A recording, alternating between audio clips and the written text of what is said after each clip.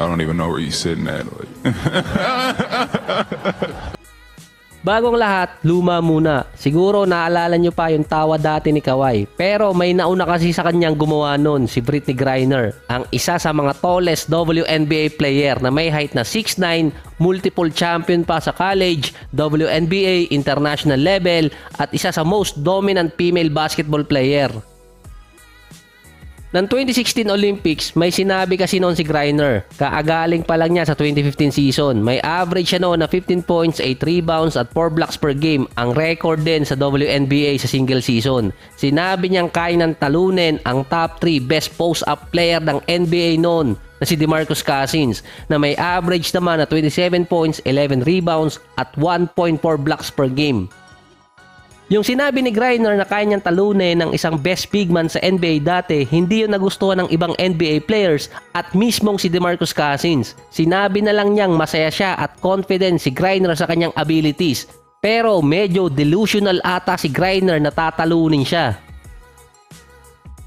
Sa dami kasi ng NBA players na pwedeng hamunin nito si Brittney Griner, si DeMarcus Cousins pa. Dahil noon si Cousins laging laman ng balita at hindi magaganda ang balita na yon. Sinabi pa ni DeMarcus, kung ready si Griner na makuhanan sa kamera at mapahiya, ready siyang kalabanin ito.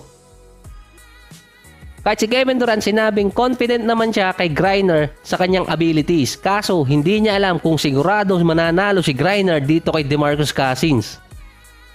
Kahit yung legendary coach ng WNBA sinabing kapag walang referee, ibebenta niya lahat at iwi-withdraw niya lahat ang pera niya at ilalagay niya dito kay Cousins. Alam naman niyang malayo yung level ng WNBA kontra sa NBA. Kahit sina DeAndre Jordan at Carmelo Anthony magbabayad, mapanood lang ang laban na yon. Yung time na sinabi yun nitong si Brittney Griner, kainitan din yun na ang mga WNBA players nagre-reklamo dahil sa salary discrepancy kumpara sa mga NBA players. Malaki talaga ang agwat dahil malaki din naman ang agwat ng kinikita ng NBA kumpara sa WNBA.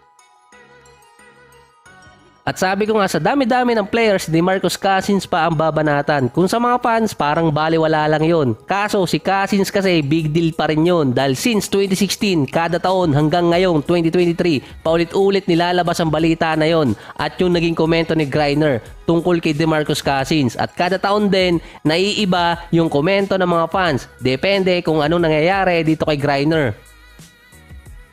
Ito isang example, yung dating WNBA player, si Liz Cambage. Nakikipaglaro talaga yun sa mga NBA players tulad nitong si J.R. Smith. Naging viral pa siya dahil sa workout niyang parang minamalang niya yung isang coach.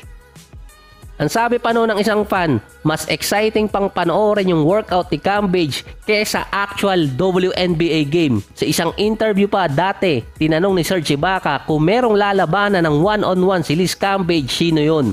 Ang sinagot kasi nitong si Liz Cambage, si Ibaka mismo. Dito naman dumali si Glenn Baby Davis. Ang sinagot kasi niya sa comment section, kung siya si Ibaka, paano ko ba sasabihin to? Lalabanan na lang niya ng one-on-one si Cambage sa papag. Alam nyo na yon. Naging controversial kasi ang komento na yon ni Glenn Baby Davis dahil baby nga.